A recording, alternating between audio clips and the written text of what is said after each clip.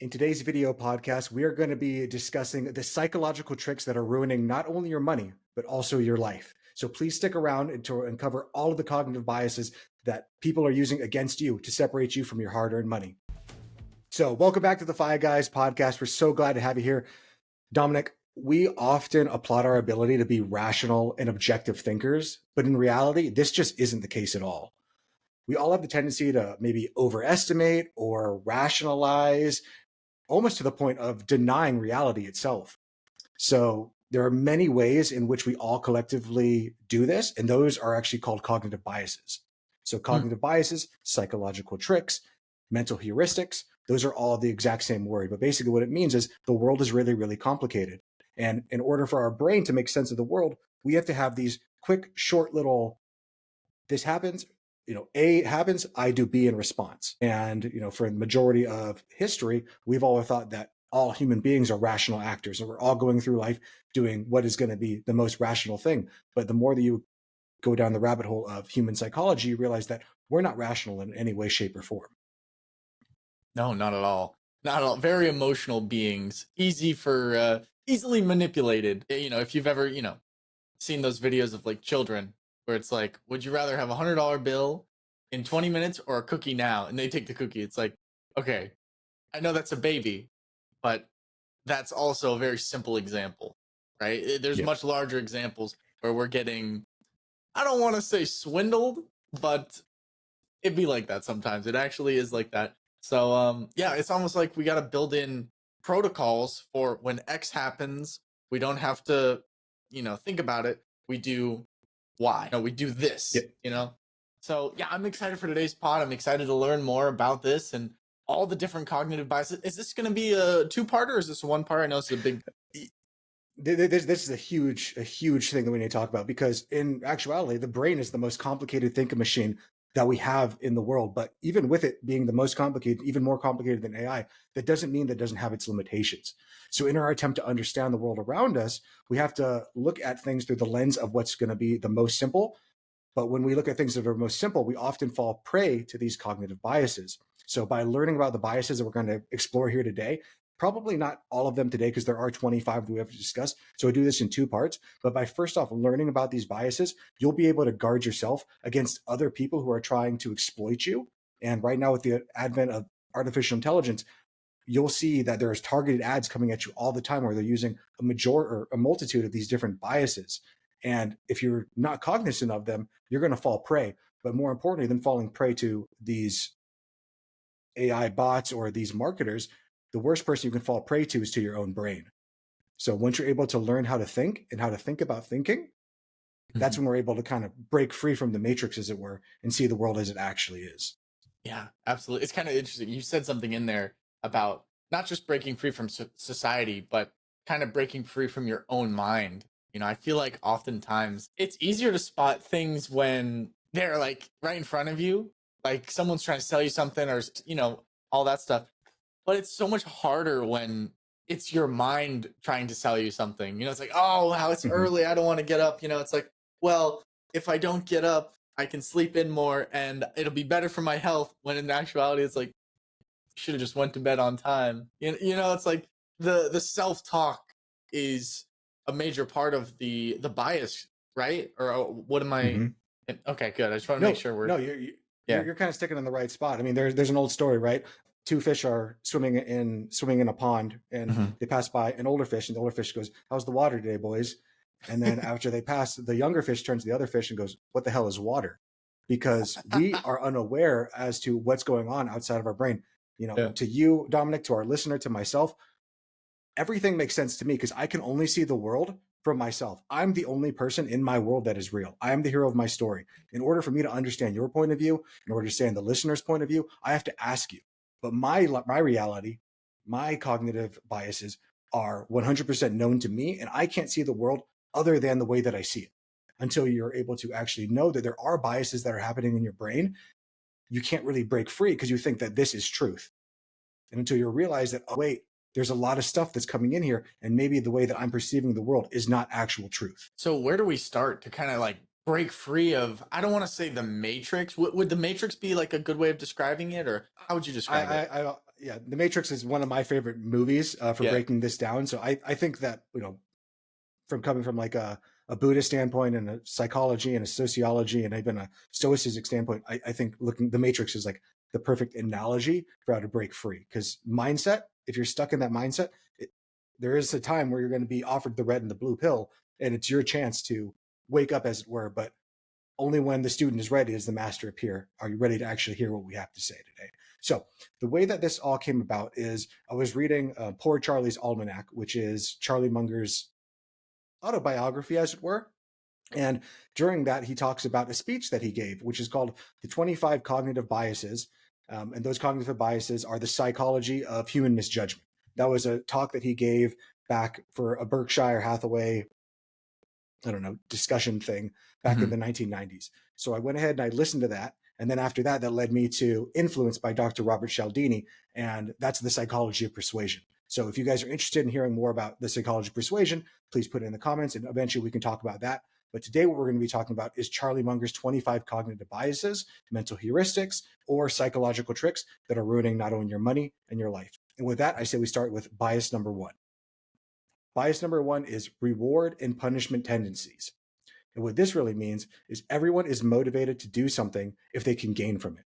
So that be money, recognition, a good feeling. I think when we think about reward and punishment, what we need to look at is incentives. We're all based off of incentives. And that's something I say on the podcast very, very often. I don't think that I'm the smartest person in the world. I don't think that at all. But what I think I have been very good at in life is being able to look a level deeper whenever someone's trying to sell me something or do anything, is I always ask myself, what is this person's incentive? Because once I Mm. know their incentive, I can understand why they're trying to get me to do whatever it is they're trying to get me to do. I think it was Gotcha. Charlie Munger that once said, show me someone's incentives and I will show you the out. It's kind of like I don't know. I don't remember where exactly I heard this from, but always thought it was so interesting. Where it's like I know I'm in a trap. I'm gonna try and figure out everything I know about the trap, and then I'm gonna spring the trap. And right as we spring the trap, we're gonna maneuver around it. And it's kind of like the same philosophy.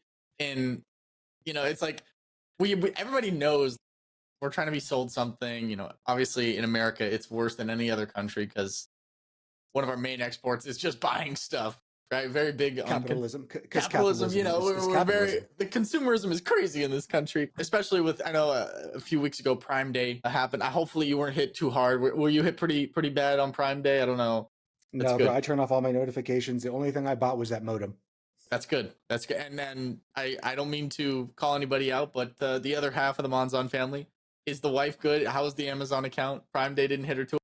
No, it's fine. I don't think we even talked about it. That's No, good. That's good. she's getting a lot better That's awesome. in terms of spending. So yeah, things are going really well there. That's super cool. Yeah, because dude, man, I've been hearing so much about, like, we're talking about cognitive biases, right? The idea of a sale, right? A lot of people, they filled their cart up before Amazon's Prime Day, and then once Prime Day came, for some reason their cart was more expensive.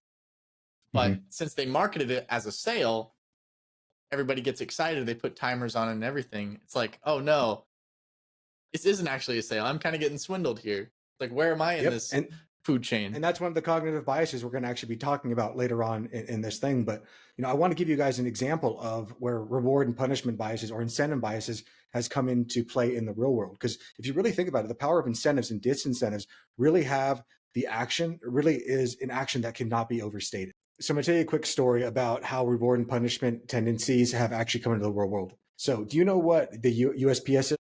The Postal Service, right? Yep, United Postal Service. So pretty simple. Their job is to make sure that packages get delivered. So a long time ago, what we ended up finding is the overnight shift was really important for making sure that packages ended up on top of the right truck or inside the right mail delivery systems to get to where they needed to go.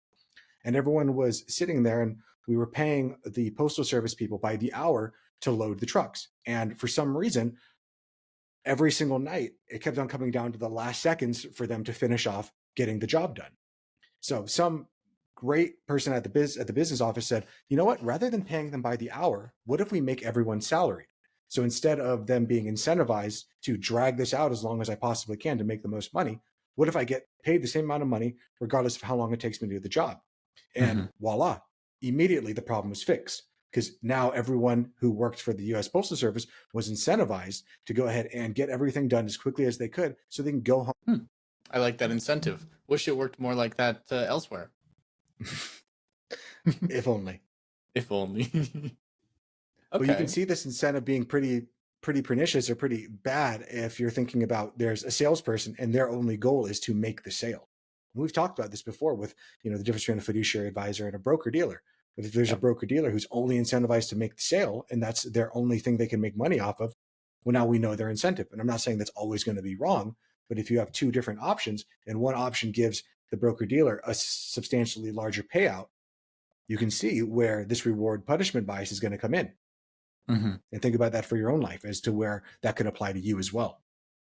Yeah.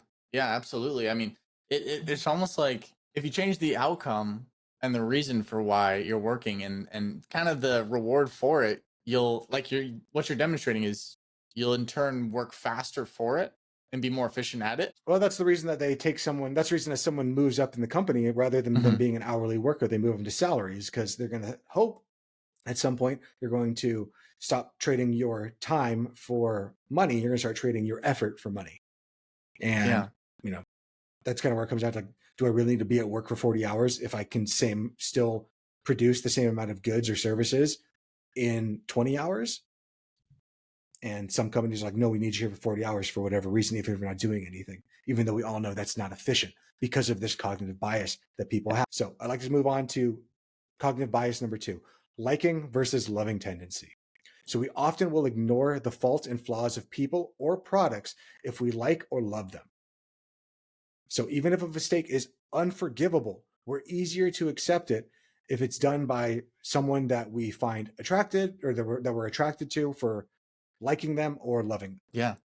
That's kind of like why you see it a lot, at least in my age and a little bit younger. It's like you'll date someone who's clearly not good for you, but they have some good traits and they're quite attractive. It's like the bias is there heavily, especially when you're young and dumb.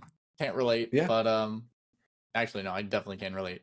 But I'm not gonna lie, I can definitely relate to that one. Damn.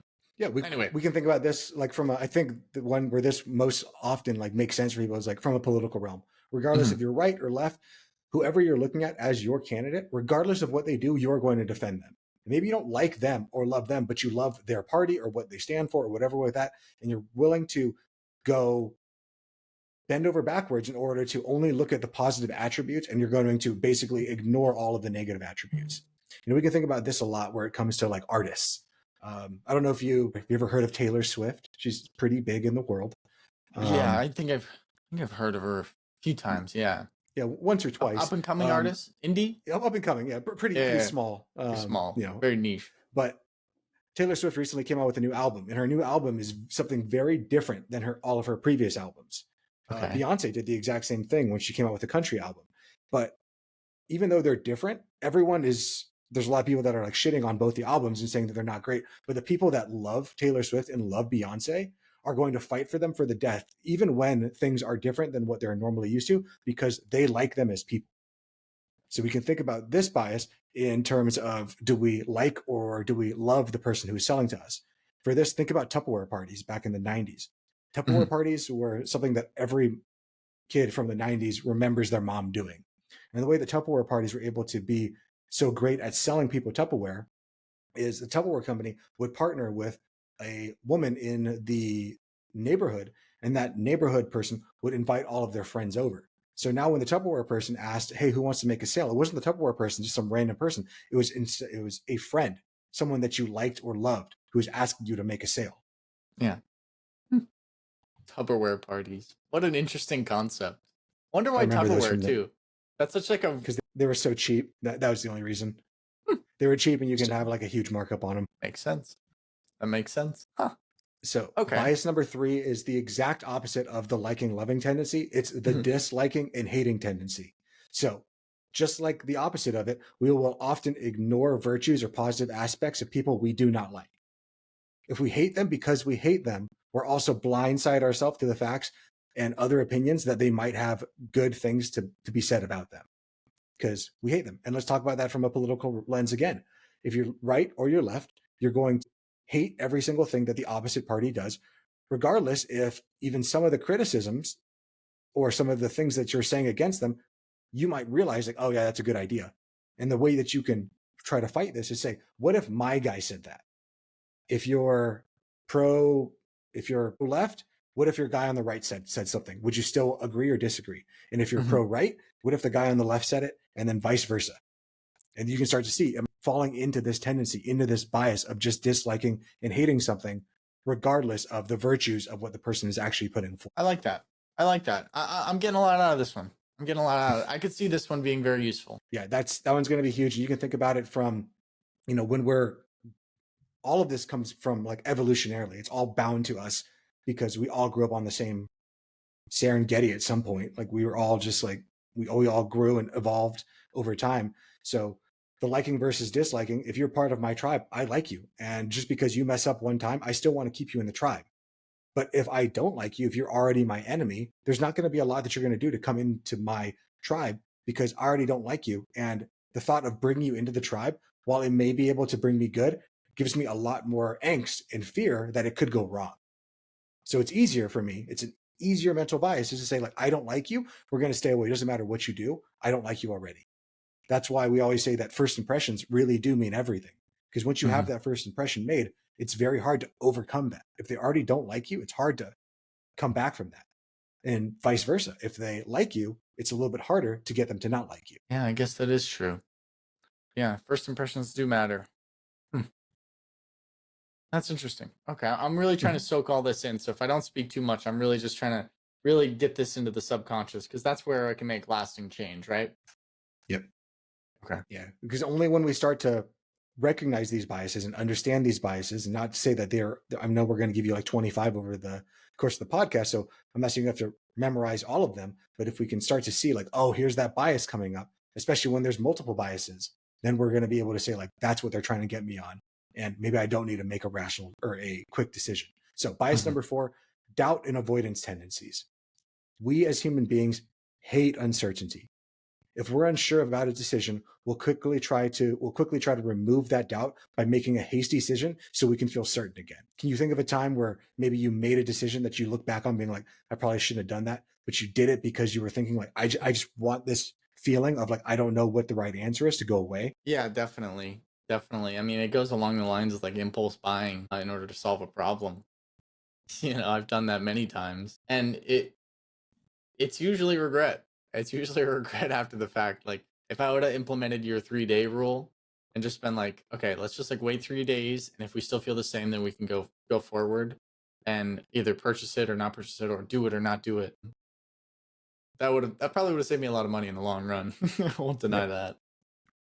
Yeah, and the thing that's so triggering about this uncertainty is that it gives us a lot of like puzzlement and stress. So let's think about when someone goes out to buy a new car. Mhm. Often what people will tell you to do is go ahead and go to a bunch of different dealerships, try out a bunch of different cars, see what you like the most. But what that does, that creates a lot of uncertainty in your mind. How many cars do I have to go and look at? How will I know if I find the right one? So what often happens, you end up going to the first dealership, you find a car that you kind of like, and you're just like, I just want this to be done with. I want this stress to go away. I want this uncertainty to go away. And you buy a car quickly in order to eliminate that uncertainty without researching all the other options that you knew you should have done. Because you have a bias that says we need to get rid of this doubt, of this fear, of this trepidation. So just Mhm. make a quick decision and let's move forward with our lives. I'm not saying that's not always a good thing, but it's also sometimes a really bad thing. Yeah. So when do you think it could be a bad thing? No, I mean, I think it's going to be a bad thing more often than not. Same thing with the car. If Yeah. you're walking into a car dealership, you're just like, I don't know what car I want to buy. The dealership guy shows you one car. You're like, this is the one because I'm done with this. Mhm. But it could also be a bad thing. But there's also the other extreme in that you're never making a decision because you're afraid of the Making the wrong uncertainty of if decision. I chose the wrong decision. Yeah. Yeah. Oh, absolutely. Absolutely. Yeah. No, that is, man. It's like you want to go to the car lot to test them out, and then you're pressured to buy one, but there's so many choices. Do you think I'm curious, just a quick little side note, I'm just curious, psychological.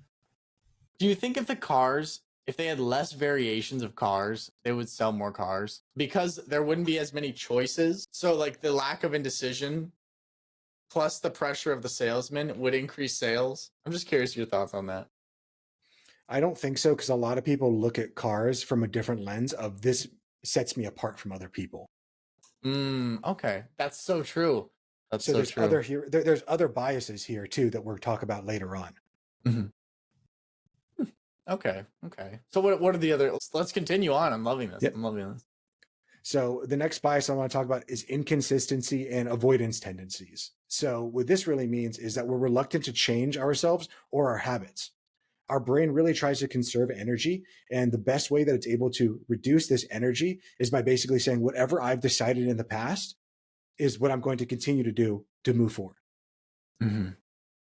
Okay. Whatever I plan on doing in the past is what I will continue Whatever doing. I've chosen in the past, I'm going to continue to do moving forward. Okay. Is that just because we return to the things that we find familiar, or we're creatures of habit, or what's kind of like the idea, the psychology We are behind that? creatures of habit. Yeah. Is the big thing. So if you can We're change your really reluctant. habit, you can change your future, basically, is what you're saying. Yes, but it's very difficult to change your habit. Eliminating bad habits is an extremely rare case. Let's think about someone who is like a workout. They love going to the gym. They love working out. They love lifting. They really want to be fit.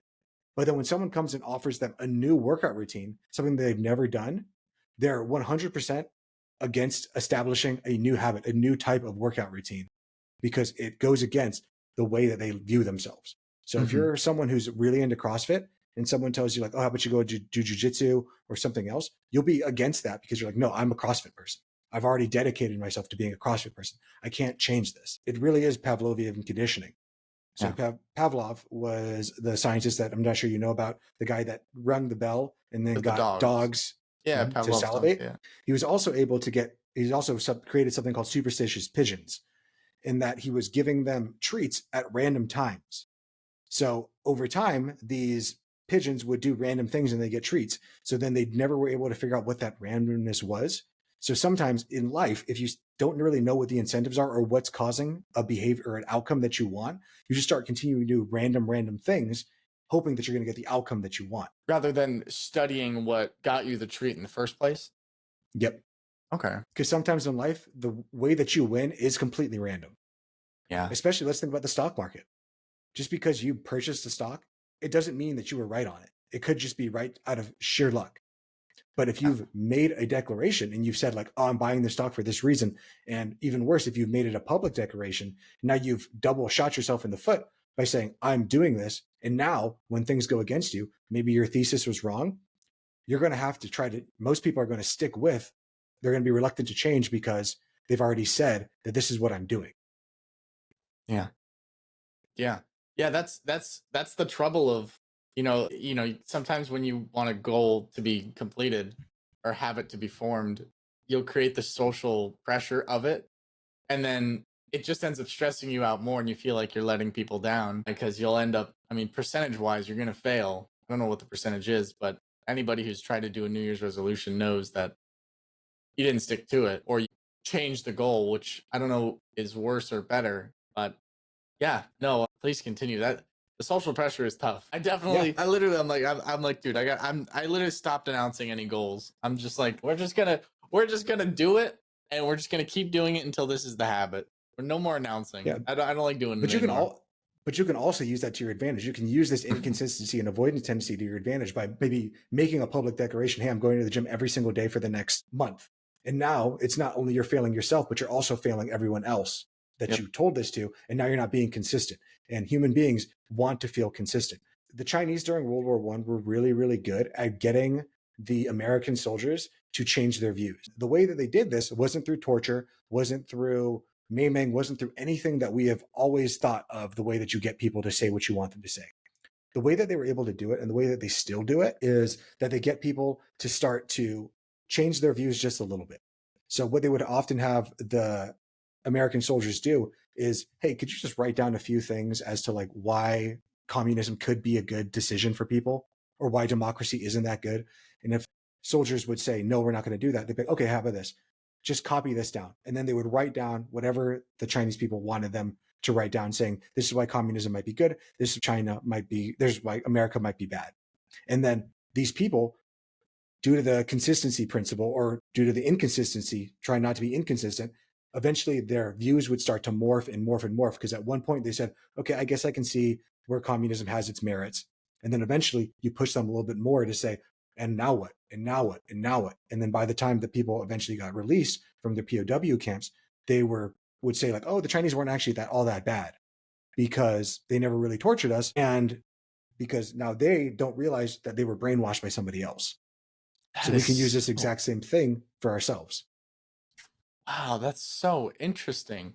So it's the little shifts that we tell ourselves that can make, you know, a red-blooded American into a Chinese communist. I'll tell you one from a magazine salesperson. I don't Mhm. know this actually happened for real, but there's a Yeah. really good story about it where there was a girl on a boardwalk and she was approached by an attractive man, and the attractive man said, "Hey, like I think you're so cute. Could I get a kiss on the cheek?" And the girl's like, "What the hell?" And she gave him a kiss on the cheek, and "Wow, you gave me the best kiss on the cheek. Would you be willing to purchase some of my magazines?" And in this person's mind, this girl's mind, she went, I have to be consistent with what I am. And if I'm consistent enough to kiss somebody, then why would I not be consistent enough to do something as small as buy a magazine from them? Wow. That's so interesting. Wow. First of all, I love these stories. Love them. Really paints a picture. Interesting. So have you ever seen this in your own life or used this in your own life? I have used all of these at different points in my life. Okay. But the reason that, and I still use some of them in my businesses today.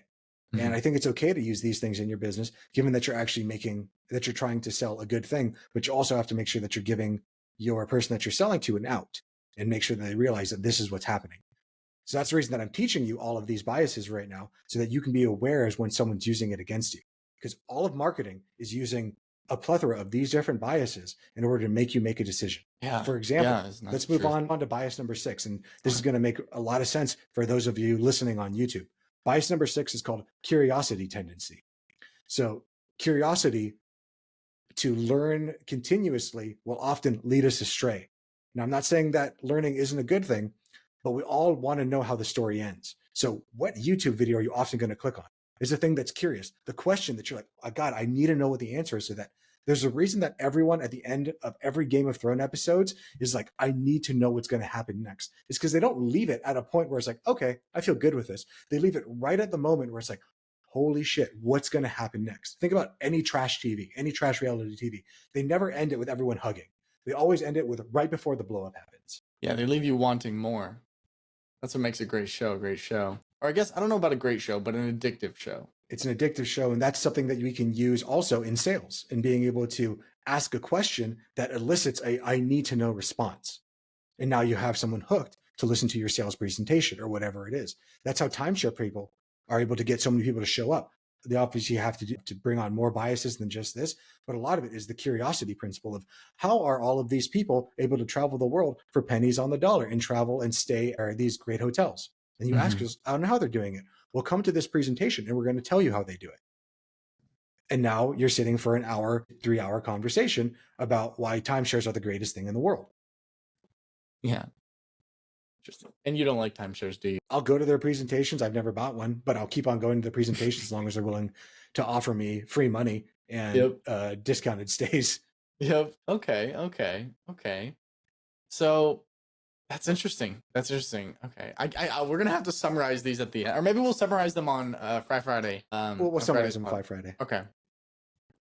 So let's move on to bias number 7. And this is called Kantian fairness tendency. Do you know who Immanuel Kant is? I can't say I do. Okay. Immanuel Kant was a German philosopher and one of the central Enlightenment thinkers. So, what Kantian fairness tendency is, it's really the golden rule. So, it's treat others as you want to be treated. So, we accept that sometimes that life isn't fair, but we're willing to tolerate a little bit of unfairness in order to have the greater good. But if things aren't fair consistently, people will freak the hell out. So, a good example of this is if you're driving and someone's trying to merge into your lane, what you're often going to do, does it actually benefit you to let them merge into the lane? It does not. It benefits you to stay where you are and have them go behind you. But oftentimes, due to fairness principle, I'm going to let you in with the knowledge that eventually someone else is going to help me out when it gets to that point. Hmm. Yeah. I like that. That makes sense. That makes sense. So what it really comes down to, life isn't fair, but many can't accept this. So tolerating a little bit of unfairness makes it okay, and it makes greater fairness for all of us together. Have you ever heard of the grape celery monkey experiment? I think I've never heard of any grape celery monkey experiments, but please do I don't remember tell. what the experiment is called, but it was done a long time ago. So if you have a caged monkey, they Mhm. enjoy celery. If you give them celery, cucumber, they enjoy it. But they also really, really love grapes. So the celery grape, or maybe it was cucumber grape experiment, is if you give two monkeys a piece of celery or cucumber, something that they both find is equal, they're both going to be happy. You can do that over and over and over again. They're happy. But the moment you give one of the monkeys a grape and you give the other monkey a piece of celery, the monkey that got the grape is happy, but the monkey that got the celery will lose his. So you Because get, yeah. Oh, the way that we all figure out what is fair in the world is basing it off of other people. So that's why I think we have such a crazy political divide right now, is because people don't feel that the world is fair. They're putting in the same amount of work as, poor people are putting in the same amount of work they feel as the rich are, but the rich are mhm. getting wealthy and they're getting poor. And that's Oh, why things get so difficult, because the only way that we can gauge if things are fair is based off of other people. We have to look to somebody else and get that external validation to say, is this right or is this wrong? yeah. If you and I both went and did a job, right? Mhm. So we go out and we decide, like, hey, we're both going to mow this guy's lawn over 2 weeks. You're going to mow him 1 week, I'm going to mow him the other week. If we got both paid $10, we both feel fine with that. But if I was paid $50 and you got paid $5 and you found out about that, you would lose your mind. Yeah. I'd be pretty sad. I'd be real sad. So Kantian fairness tendency leads into our, do you have any questions on that? I'm just trying to understand how we can use it, maybe not in our day to day lives, but maybe our week to week, month to month lives. Do you have any, maybe like an action step on how to apply that one? Or is it just more of it, just like this one's more of an observation It's more of an point? observation, but it's also important to say that life isn't fair and the world doesn't care. So Yeah. sometimes there are going to be times where someone's going to get more than you. And rather than freaking out and losing your mind that they got more than you, the best thing to do sometimes is just to say, like, life isn't fair, but overall it skews towards fairness. So why this situation may not be fair, I could leave this situation and know that it will come back to me. It's kind of like that karma idea, right? Well, I don't Hmm. really truly believe in karma. I do Yeah. know that if I just keep on working hard and doing what I'm supposed to do and not lose my mind anytime that things aren't fair for me, eventually it's going to come back to me. Just like letting somebody into the lane when I'm driving. If I let them into the lane right now and I'm just okay with that, knowing that overall everyone is kind of winning, eventually someone else will help me out later. Because if you go tit for tat with people and you never let somebody in to that car lane, eventually then everyone else is never going to let people in the car lanes, and we're going to end up in a world where everyone's just attacking and only looking out for themselves. We Hmm. understand the world isn't fair, but we're also willing to give a little bit to make sure that the world is a little bit fair. Yeah. Yeah, because I don't want to have to be driving to work and it'd be like Mad Max. Nobody lets me in the lane. I gotta fight for every lane and everything like that. My poor little Buick would be very destroyed. And I don't want that to happen. Yeah. So okay, yeah, I would agree with that. I would agree with that. I like that. And this leads us to our bias number 8. And these are very inextricably linked: envy and jealousy tendencies. So, envy and jealousy come from the need to access scarce resources.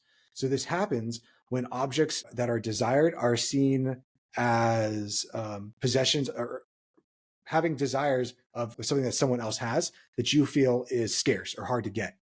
Mhm. So, Warren Buffett once said, it's not greed that drives the world, but envy. Yeah, I could see those two being oftentimes confused, greed and envy. Mhm. Could you explain the difference a little bit? There really is no difference between greed and envy. You don't think so? Um, I, Okay. th- I think, greed is I want more, but envy is I want what you have. Yeah. It's the That's the same only sickness difference. inside. I still want more, but Yeah. now it's I want yours. Yeah. Yeah. So they're both the same thing, but envy is a little bit worse because now in order for me to have it, I must take it from you. So gets really the only times, most times in history when there has been like a large scale revolt against the leading class has been over food. So once food becomes scarce, and you can look to pretty much every revolution, people can put up with a lot of shit for a long, long time. What they can't put up with is food scarcity. Once food scarcity happens, that is when heads start flying literally, because it's not just greed. If we're all starving, then no one cares. But what people cannot accept is that I am starving and the managerial class or the electorate or, the The ruling bourgeoisie, class. the Yeah. ruling class is totally fine. That's when envy kicks in, and that is when we topple governments as a Mhm. collective. But we can also see this, maybe not with food, but with money. If you are someone who goes through life thinking that money is finite, which it is not, you're also going to be going around trying to figure out what can I do right now to get more money? And in order for me to get money, who do I need to steal it from? Mm. And there's a lot of Mm. people that think that capitalism and entrepreneurship is a form of stealing, which it is not. But I can understand where people might think that. Yeah. 100%. It's more of a goods and services. You provide a good or service and you get paid according to the value you provide. But Mhm. oftentimes with corporate greed, it kind of feels like you're the one getting robbed when you're asking for help. Yep. Mm. And I think one of the best ways to like look at envy jealousy tendency is with like purses and with luxury items. It's not, if you never saw somebody else with that Louis Vuitton handbag or whatever it is, you wouldn't care.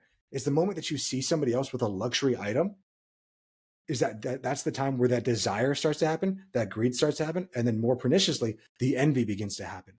Why do Yeah. they have that and I don't? Yeah. That's why a lot 100%. of these luxury items are often not well stocked, is because it creates a false ability or a false sense of there's less of this in the world, which makes it more valuable to me, which is another bias that we'll get to in a little bit. Now we're getting a little bit into the economics of things and whatnot. I kind of like that supply and demand, and I love that.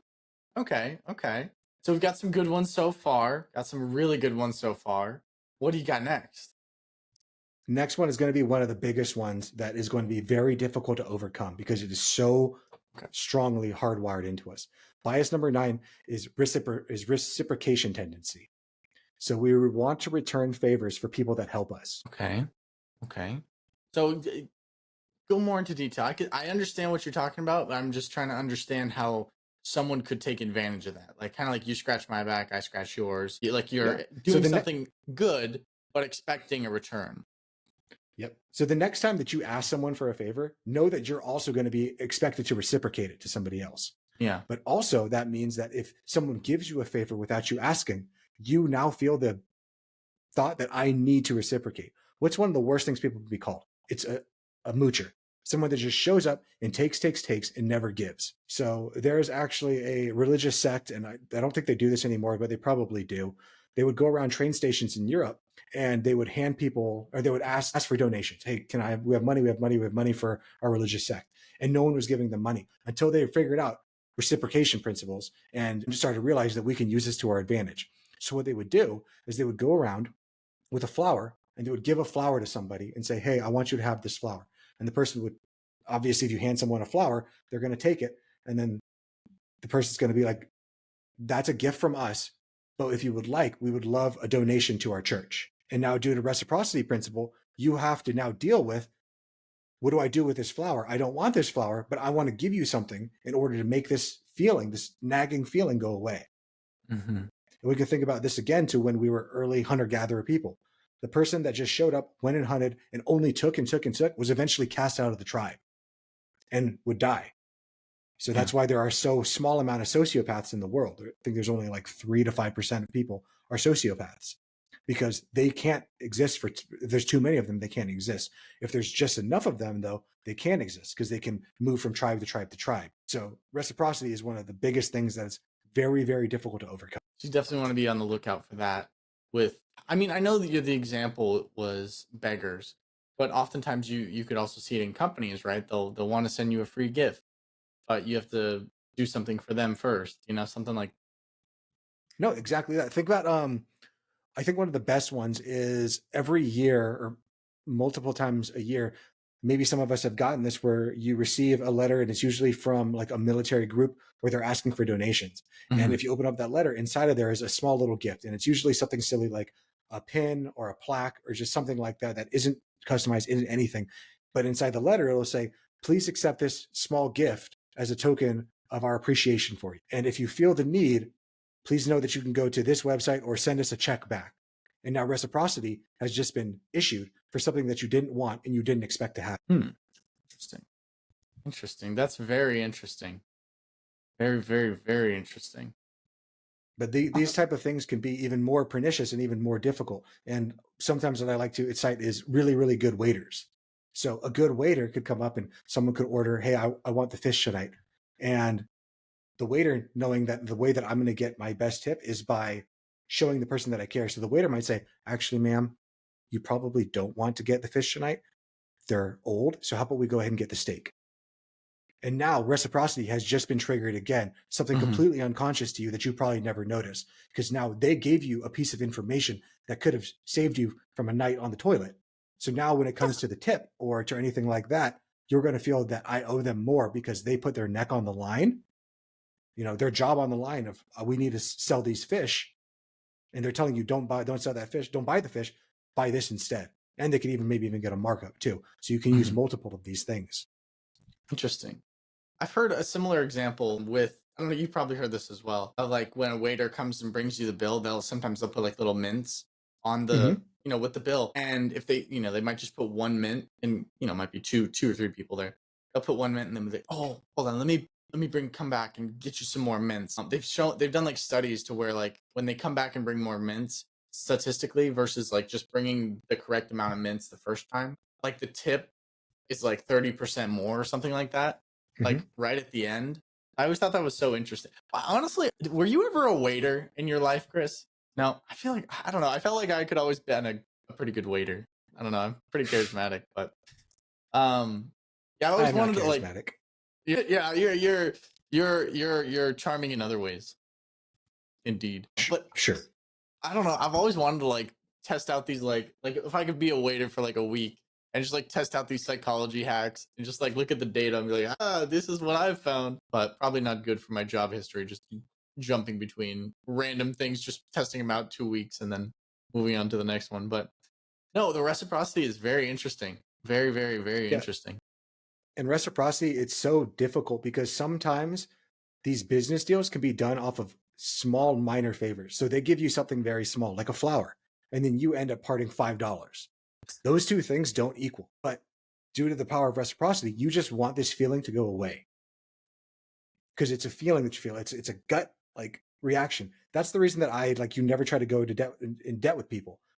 Like, hey, can you help me move this weekend? Or that's the same reason I don't ask people to help me move. I'd rather pay somebody. Because if I ask someone to move, now I'm in debt to you. Now, am I truly in debt to you? No. But in my mind, I'm in debt to you. And in my mind, if I believe it's reality, it is reality. Absolutely. Yeah, absolutely. Yeah, it's a scary place to be. Scary place to be. You don't want to be owing someone something. Interesting. Reciprocity. That's an interesting. I wasn't expecting that one today. That one kind of threw me for a curveball. I like that one. It's a big one, especially think about YouTube and how many people are trying to grow their businesses on YouTube. And think about even here at the Fi Guys. Reciprocity. We are sitting here and we are teaching our audience things. Eventually, if we were ever to make an ask of our audience would be like, well, they've given so freely of us for so long. Of course, I feel the need to give back to them. Don't worry, audience member. We're not going to ask you for money or anything like that. We do this out of the kindness of our own hearts. But know that that is something that could happen and does happen very, very often. Yeah. So let's move on to bias number 10. Influence from mere association tendency. So we can all easily be manipulated by mere association. It can be by a group. It could be a group of people with a quality product or an advertisement. So I think the best way to do this is think about Coca-Cola. Coca-Cola has basically gone about its entire existence trying to be sure that it is associated with everything positive. It's associated with happy polar bears, associated with the Olympics, associated with smiling on a summer day. Coca-Cola is not associated with anything. We can even think about things like Nike. How has Nike become one of the largest products in the world? And think about like Air Jordans in specific. If you put on a pair of Air Jordans, you cannot dunk like Mike. I guarantee it. Unless you could dunk like Mike without a pair of Air Jordans. But since Nike linked itself to Michael Jordan, people said, I need to get my Jordans in order to play basketball like Michael Jordan. That's interesting. Yeah, the brand association. It's interesting. So you think you could do that on a personal level as well? Associating yourself with good people and then people Yes. recognize you as a good person as well? Yes. So here in Peoria, we had just had our recent elections, right? That it came Mhm. through. So my wife and I, we every year we go ahead and we do a deep dive into every single person we're going to vote for. And there was one person, I can't remember what they were going for, maybe city comptroller or something like that. And there was literally no information on, like, when it comes to like public office or like local office, no one really tries that hard, unfortunately, which they really should. And guys, if you're focused more on the national election, focus more on what is like your local election, because that's far more important to your life than the national election. That's just a PSA about that. But this person, the way that they try to say I'm a good person is they had pictures of them meeting other famous people like Dave Ramsey, Tony Robbins, and stuff like that. And they were trying to associate themselves. I don't think they were consciously doing this, but they were trying to associate themselves with good people by being around good people. You know, if you look at them, it's not like they're meeting in like a back private room. It's they're shaking hands with them at like a red carpet event or something like that. So they're trying to get that association by just knowing that person. That's so weird. That is so weird. Interesting. But Everyone does it. I could Everyone see does it. I could see the more you kind of think about it, the more you see interesting. It's kind of like, well, yeah, I mean it's exactly why, you know, presidents and people running for even higher office, you know, they want the endorsements of like local rappers or local restaurants or local politicians, you know, local celebrities. Interesting. Because they're trying Yep. to Because associate themselves, attach their credibility to your credibility. exactly. Because if I want to be a winner, I need to connect myself to other winners. And most people are willing to give that, because why would a winner associate with a non-winner? I remember when I was growing up in San Diego, there was this AstroTurf company that sold just AstroTurf. Like, who gives a shit? It's AstroTurf. And back then, the Chargers, the San Diego Chargers, now they're the LA Chargers, but back Mhm. then they were the San Diego Chargers. And the number one player on the team was LaDainian Tomlinson.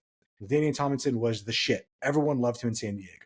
So I remember that one day my high school was looking for new AstroTurf, and a commercial came out of this. It was an AstroTurf thing, and then LaDainian Tomlinson comes on and goes, "This is the AstroTurf that I like." Do you know what AstroTurf our school ended up putting inside of It was that one. the one that LaDainian Tomlinson did? Does LaDainian Tomlinson give a shit about AstroTurf? No, he's an NFL football player. He does not care. AstroTurf is AstroTurf is AstroTurf. But since it was associated with somebody that all San Diegans liked, it made for a great ability to market. Hmm. That's So be interesting. aware of these things. Yeah, those celebrity endorsements, they go crazy, don't they? Mm-hmm. Hmm. Very interesting. It's Let's go ahead and very. move on to bias number 11. This Please. one is pretty simple, and I think we're going to understand all of it if we've ever been there. And I have a sad story to tell also with this one, but Okay. simple pain avoidance, psychological denial. So pain avoidance and psychological denial tendency. We have a habit of distorting the facts until they become bearable to our own views. So let's think about a mother who found out that her son murdered somebody or did a hit and run. Is it, do you think that mom is obviously going to take the ability to say, oh, yep, my son's a murderer, my son drunk could drive? Or you think the mom's going to say, no, my son couldn't have done that, and deny and deny and deny, because the truth is too hard to stomach and to come to that conclusion? It's far easier to lie to ourselves rather than face the truth and certainty of reality itself. Yeah, I guess it is.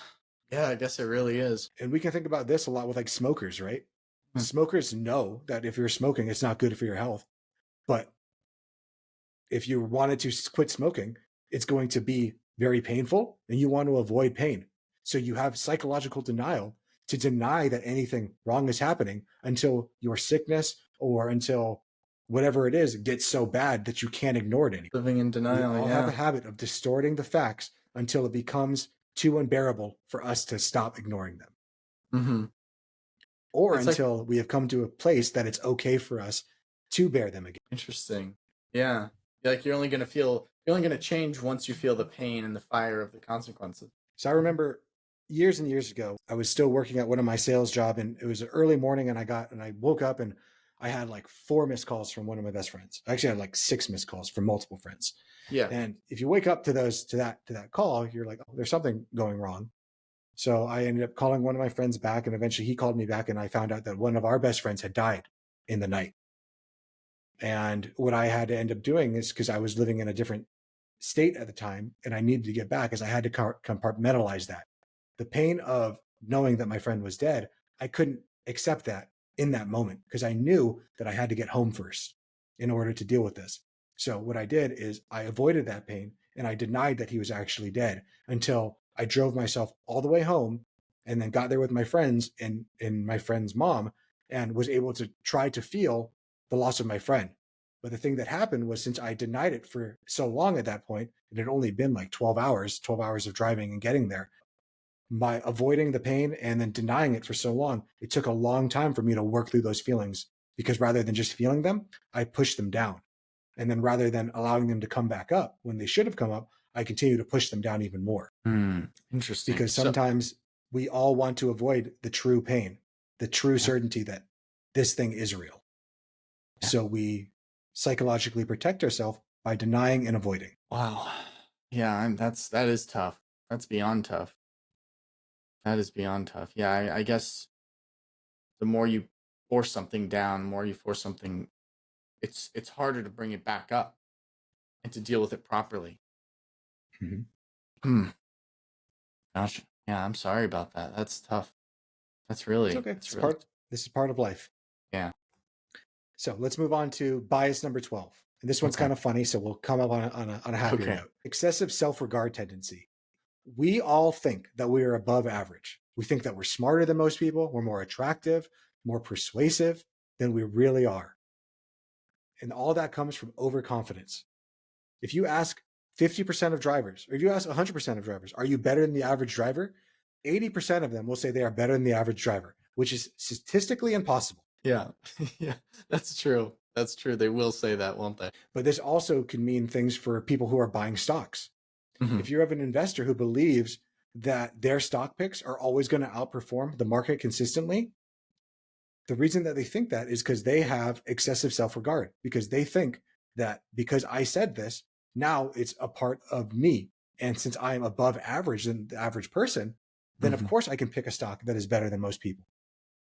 When in reality, beating the market or beating the index, only 3% of people do that on a long enough timeline. But every single person that hears that says, I'm one of those 3% because of this tendency right here. It was Yeah. Charlie Munger that once said, the greatest type of pride should be taking pride in being Yeah, ego is such a dangerous one. It's such a ego dangerous. is probably one of the most dangerous things that we have. Yeah. Yeah, it really is. It really is. Yeah, that's a good one. That last one might be my favorite. That last one might be my favorite on that one. Well, let's get to our number 13. And please, if you guys have enjoyed this, come back for next week because we're going to go over the next 12. But number 13 is over-optimism tendency.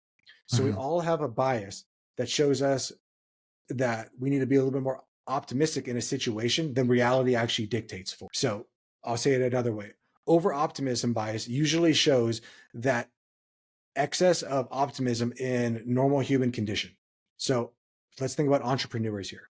Okay. What is the definition of an entrepreneur? Someone who takes on a business with a larger than likelihood of it failing.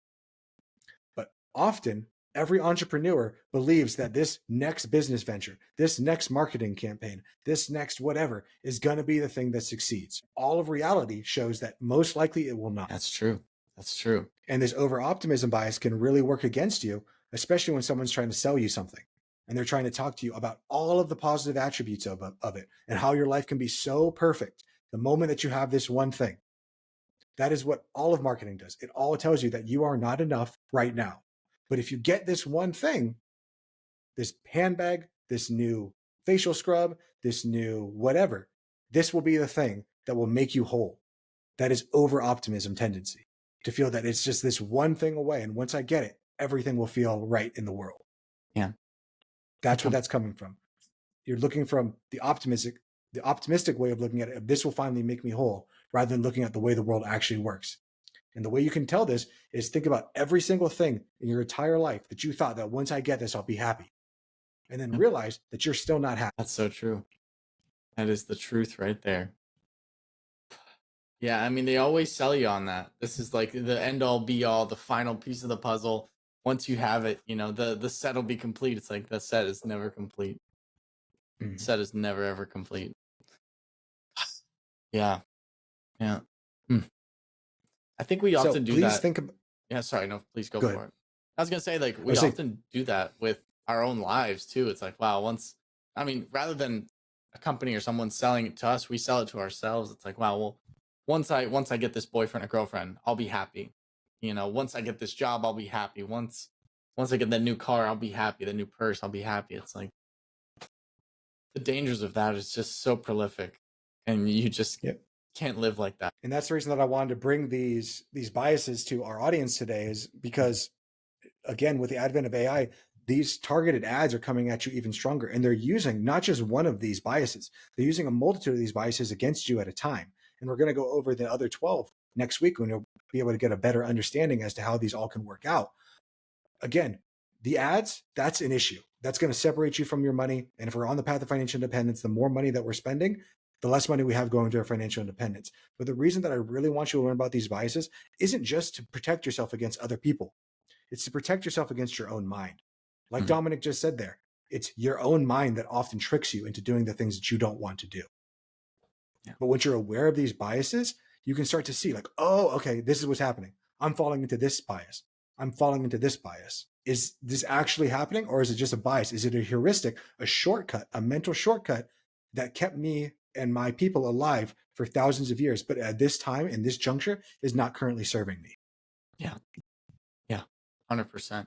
And I don't think Chris really understands how important what he just said. Like, it's so important to question every action that you do and ask yourself, is this serving me? Is this serving the person I want to be? I would say 99% of the country, right, is not looking at their actions that way, right?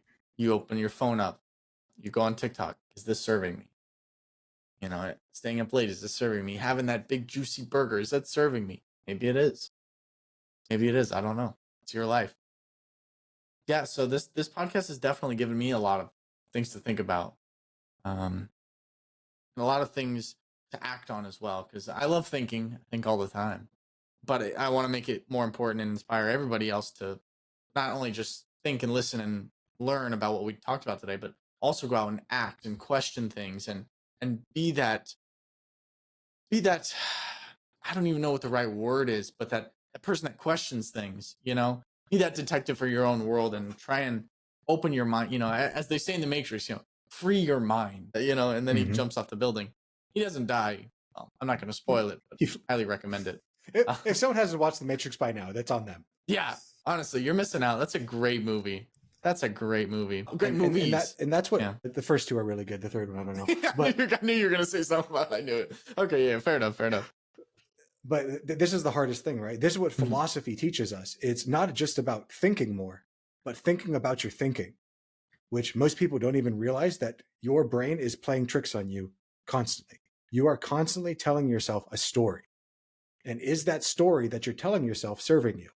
And I know to 99% of the audience, they're going to hear, I'm not telling myself a story. The way that I feel is objective truth. Mhm. Explore that more. That's all I'll tell you to do. Explore that a little bit more. So our action step for this week is I would like you guys to actually go here on YouTube or go on YouTube. I'll put this inside the description. There is a Charlie Munger's original speech where he goes over the 25. His is not as fun as Dominic and mine is, but it's about an hour and 20 minutes of him going over all 25 of them. So please listen to that over the week. The link is down in the description for you guys on all podcast platforms and on YouTube. So go ahead, listen to that yourself this week and be able to think about these things. Start to think about these cognitive biases every week. Every time that you see an ad, say, what are they trying to trigger in me? And come back next week and Friday feedback, because the way that we're going to learn this is through repetition. And we haven't even we only went through half of the biases that we currently have. So come back next week so you can learn a little bit more and see how people are trying to take advantage of you. And more importantly, how you take advantage of yourself. Bingo. With that being said, guys, I hope you learned a lot, and we'll see you on Friday. Yeah. Have a great week, guys. Yeah, we'll see you on Friday. Like, subscribe, comment, and most importantly, tell a friend about the Fi Guys. Bring a friend along for this journey and talk about your biases together. Yeah. That's probably the best way to become more aware of them, is by actually talking about them with your friends. That being said, see you guys next week. Or see you on Friday. This video podcast is sponsored by Monzon Wealth. The content in this podcast is for informational purposes only and should not be considered financial advice. We do not endorse specific products or services. Past performance does not guarantee future results. The opinions expressed are those of the host and guests, not the podcast sponsor.